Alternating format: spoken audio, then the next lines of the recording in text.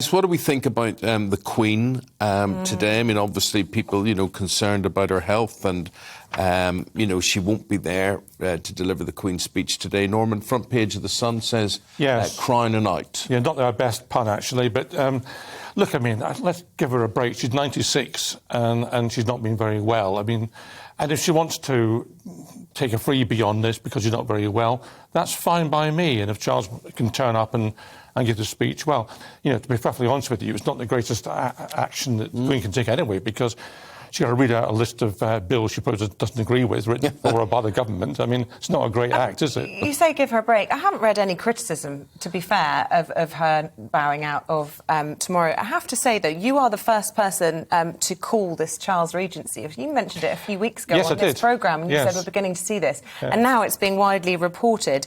Do you think this is the way it's going to go now? Yes, I mean, officially, Charles and one or two others are councillors in state, I think the term is, where the Queen can delegate the responsibility to them to undertake her duties.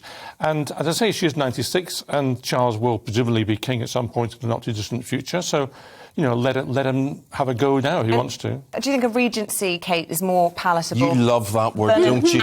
It's as if you've gone back to A-level history, Okay, all right. Regency. But I'm just... Or versus an abdication. I don't see why there's a problem with abdication. We've seen it happening in Spain. We've seen it happening in the Netherlands. Normally, no other countries where they've had them. Retirement, but we're not into it here. We're not into it. It's almost... You can't say it. You're anti-monarchy. We're not into it. But is a regency more acceptable? The Queen has made it that we're not into it because she says she will just keep on working. But I think if Mom was wise, she would sit in and watch Loose Women during the day or something, just to pass. You're highly recommending that programme, are you? Yeah, I'm just saying. On a Monday.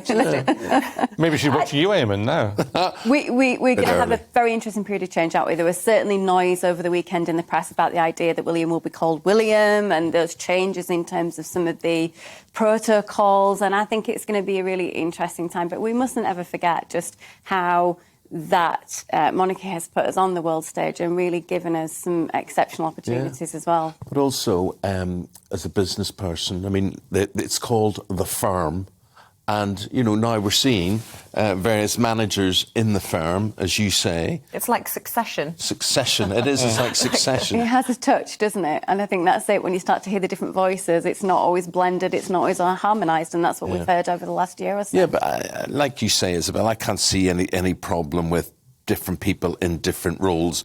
And as you say, let's not underestimate just what the monarchy means to this country abroad. I mean, I do laugh. Soft power. I do laugh when people say, "Oh, let's get rid of it," whatever. I sort of think, so what would all the tourists do? What are they coming to London for? Absolutely. If you go and see any representation of the UK internationally, you can bet your pound it's going to have a crown, it's going to have that element to it. Yeah. It's a big part of our makeup and our history. So it doesn't mean it can't evolve and move forward. It just is about respecting what was.